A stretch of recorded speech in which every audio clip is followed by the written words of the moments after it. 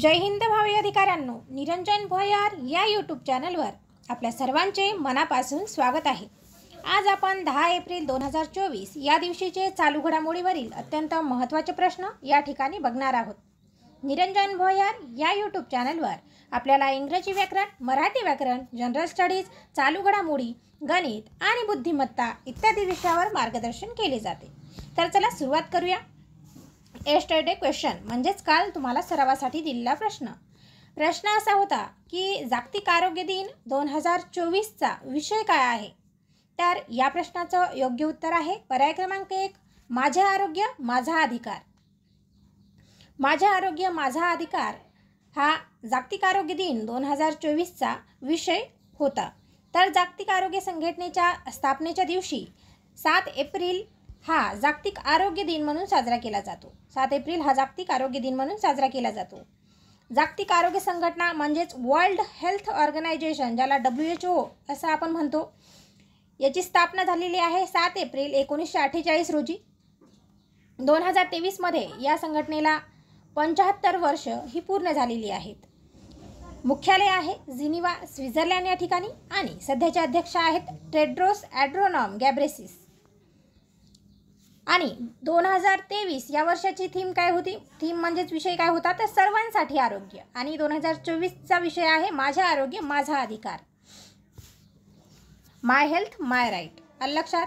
त्यानंतर आजचा प्रश्न क्रमांक 1 बघूया। भारतीय तिन्ही दलाच्या संयुक्त संमेलन परिवर्तन चिंतनचे आयोजन हे कोणत्या ठिकाणी करण्यात आले? तर या प्रश्नाचं योग्य उत्तर आहे पर्याय क्रमांक 3, नवी दिल्ली ठिकाणी।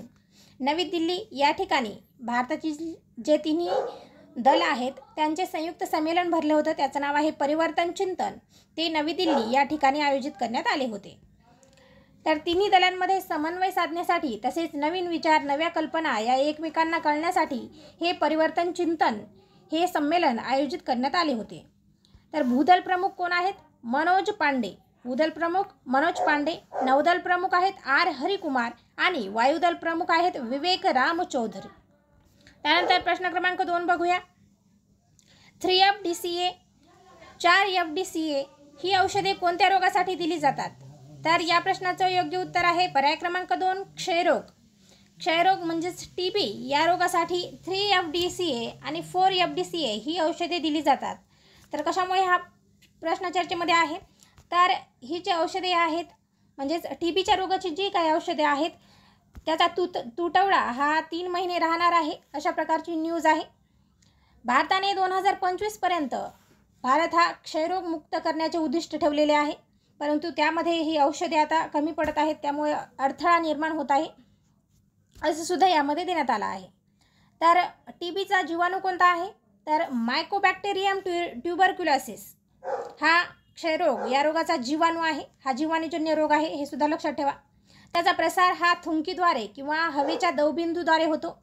2 आठवडे पेक्षा जास्त खोकला राहिला तर हा क्षयरोगची लक्षणे म्हणून त्याकडे पाहिले जाते। तर यासाठी काय काय उपचार केले जातात?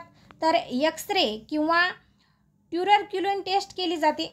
तसेच या रोगासाठी उपचारासाठी रिफाम्पिसिन, आयसोझिनामाइड, इथॅनब्युटॉल, पॅराझिनामाइड ही जी औषधे आहेत ही दिली जातात। तसेच ही आता ही 3FDCA आणि 4FDCA ही सुद्धा औषधे आहेत। यासाठी BCGची लस दिली जाते। ही फार वेळा विचारण्यात आले आहे की BCG ही लस कोणत्या रोगासाठी दिली जाते? तर क्षयरोग या रोगासाठी BCG ही लस दिली जाते।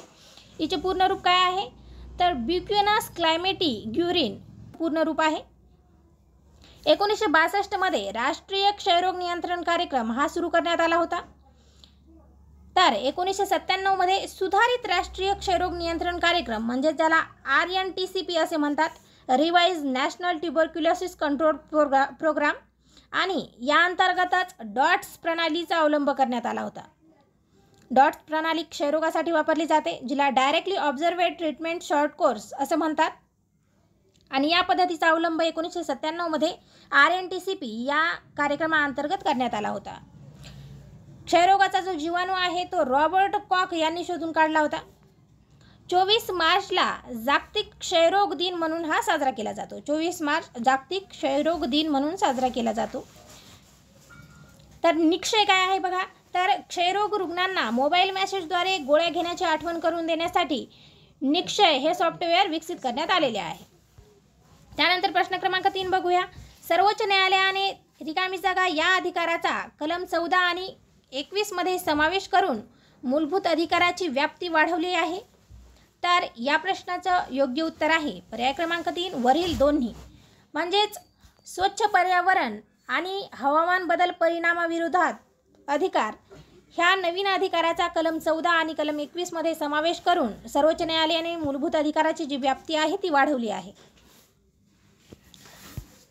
तर नागरिकांचा स्वच्छ पर्यावरणाचा अधिकार आणि हवामान बदलाच्या प्रतिकूल परिणामाविरोधात अधिकार यांचा समावेश कलम 14 आणि कलम 21 मध्ये आता नव्याने करण्यात आला आहे. म्हणजेच काय की नागरिकांना स्वच्छ पर्यावरणाचा सुद्धा अधिकार आहे, तसेच जे काही हवामान बदलाचे प्रतिकूल परिणाम आहेत त्याविरोधात सुद्धा नागरिकांना आता अधिकार देण्यात आले आहेत. आणि त्यांचा समावेश जे मूलभूत हक्क देण्यात आले आहेत भाग 3 मधील कलम 12 ते 35 मध्ये आपल्या राज्यघटनेमध्ये हे मूलभूत हक्क नागरिकांना देण्यात आले आहेत. त्यामध्ये कलम 14 मध्ये समानतेचा अधिकार आहे, तर कलम 21 मध्ये व्यक्तीचे जीवित आणि व्यक्तिगत स्वातंत्र्य हे देण्यात आले आहेत. तर त्यामध्येच आता स्वच्छ पर्यावरणाचा अधिकार आणि हवामान बदलाच्या प्रतिकूल परिणामाविरोधात अधिकार हे सुद्धा सर्वोच्च न्यायालयाने बहाल केले आहेत. आलं लक्षात. त्यानंतर प्रश्न क्रमांक 4 बघूया. रिकामी जागापर्यंत भारताचे 0 कार्बन उत्सर्जन गाठण्याचे ध्येय आहे. तर या प्रश्नाचं योग्य उत्तर आहे पर्याय क्रमांक 4 2070 पर्यंत. 2070 पर्यंत भारताचे 0 कार्बन उत्सर्जन गाठण्याचे ध्येय आहे. प्रश्न क्रमांक 5 बघूया. GST संदर्भातील घटना दुरुस्ती खालीलपैकी कोणती आहे? तर या प्रश्नाचं योग्य उत्तर आहे पर्याय क्रमांक 1 101वी घटना दुरुस्ती. 101वी घटना दुरुस्ती ही जी आहे ही GST संदर्भातील आहे. 122वे विधेयक त्या संदर्भात मांडण्यात आले होते आणि 101वी घटना दुरुस्ती ही करण्यात आली होती. देशामध्ये 1 जुलै 2017 पासून GST लागू झाली आहे. म्हणूनच 1 जुलै हा GST दिवस म्हणून साजरा करण्यात येत आहे. परंतु संपूर्ण देशामध्ये GST कधी लागू झाली तर ती आहे 7 जुलै 2017 रोजी. कारण जम्मू काश्मीर हे ज्या राज्य आहे यांनी हे घटना दुरुस्ती लागू केली नव्हती, ती 7 जुलै 2017 रोजी जम्मू काश्मीर या राज्याने लागू केली. त्यामुळे संपूर्ण देशामध्ये GST लागू कधी झाली तर 7 जुलै 2017 रोजी लागू झाली. GSTचे दर किती आहेत? तर 5 दर सध्या ठरवण्यात आलेले आहेत 0, 5, 12, 18 आणि 28. मात्र यामध्ये पेट्रोल, डिझेल आणि मद्य म्हणजेच दारू हे जे आहेत हे घटक या GST बाहेरच आहेत. GSTचे मुख्य आरेखनकार कोण आहेत? तर डॉक्टर विजय केळकर हे या GSTचे मुख्य आरेखनकार आहेत. कारण विजय केळकर यांच्या अध्यक्षतेखालीच 2000 मध्ये या संदर्भात समिती नेमण्यात आली होती. आणि GST लागू करणारा पहिला देश कोणता आहे? तर फ्रान्स हा देश GST लागू करणारा पहिला देश ठरला आहे. आलं लक्षात. त्यानंतर नेक्स्ट क्वेश्चन बघूया. प्रश्न असा आहे की भारतरत्न पुरस्कार 2024 हा खालीलपैकी कोणाला मिळाला आहे? तर या प्रश्नाचं योग्य उत्तर तुम्ही कमेंट बॉक्समध्ये टाईप करायचं आहे.